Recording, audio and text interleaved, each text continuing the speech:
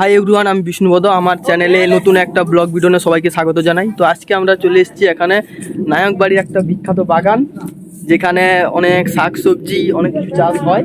তো এখন বর্ষাকালে বেশি একটা হয় না, কারণ পচে যাওয়ার সম্ভাবনা থাকে। তো এই বিখ্যাত বাগানে আমরা এখন ঢুকবো, পরিদর্শন করব কি কি আছে। তো চলো, ভিডিওটা না বাড়িয়ে আমরা সরাসরি একবারে বাগানের দিকে যাই। আজকে আমাদের নতুন একটি ব্লগ আসতে চলেছে। নায়কবাড়ির বাগান নেই ব্লগ। এই বাগানে অনেক কিছু শাক সবজি, অনেক কিছু ফল চাষ করা হয়েছে। বাগানে ফলেছে এই ছোট ছোট বেগুন, এই দিকটাতে পুরো কুঁদরি ভেড়, কুঁদরিগুলো ঝুলছে বন্ধুরা দেখতে পাচ্ছেন। এই যে কুঁদরি, এখন আরও অনেক ফুল ধরেছে। বাগানের মধ্যে পরিদর্শন করতে এসছে আমাদের ইউটিউবার বিষ্ণুপদ। এই যে বেগুন বন্ধুরা দেখতে পাচ্ছ, ছোট ছোট বেগুন। এই ছোট ছোট বেগুনে এখনও পোকা ধরেনি, পোকা ধরে যাবে। তবে এই পোকা যাতে না ধরে তার জন্য পোকার ওষুধ ব্যবহার করতে হবে।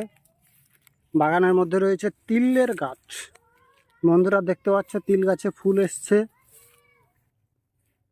এই ফুল থেকে তিল তৈরি হবে।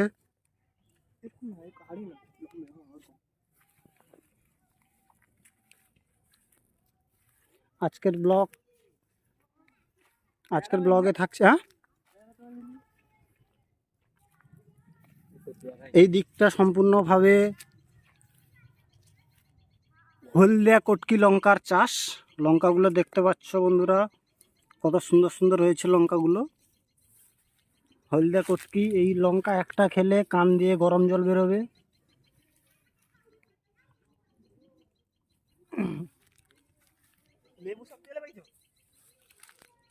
বাগানের মধ্যে পেয়ারার চাষ হয়েছে। এই যে পেয়ারা, ছোট ছোট পেয়ারা হচ্ছে।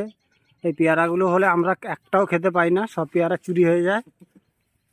সব চোর ডাকাত এসে পেয়ারা সব চুরি করে নিয়ে পালিয়ে যায়। বাগানের মধ্যে লেবু হয়েছিল প্রচুর বড় বড়, এত বড় বড় লেবু।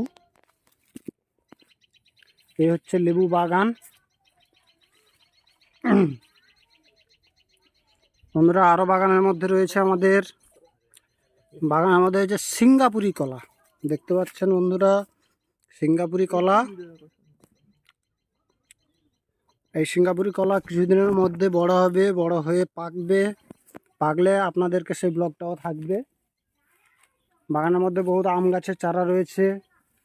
এই দিকটাতে কাঁঠালি কলার দেখতে পাচ্ছ বন্ধুরা, কাঁঠালি কলা একটা কাঁদি পড়েছে। এই কাঁদিটা, এই যে কাঁঠালি কলার কাঁদি। এখানটাতে জামরুলের গাছ। এটা একটা লেবু গাছ, এখন অবধি লেবু ধরেনি, তো ভবিষ্যতে লেবু ধরবে। এখানটাতে পেয়ারা গাছ। বাগানের মধ্যে নতুন নতুন গাছও আছে, নিম গাছ আছে আপনারা দেখতে পাচ্ছেন। বাগানের মধ্যে ছোট ছোট লঙ্কার গাছ, সঙ্গে আছে বাগানের তুলসী পাতা। তুলসী পাতা 108টি রোগের উপকার করে। এক পিস তুলসী পাতা খেলে, এই নাও একটা তুলসী পাতা খাও।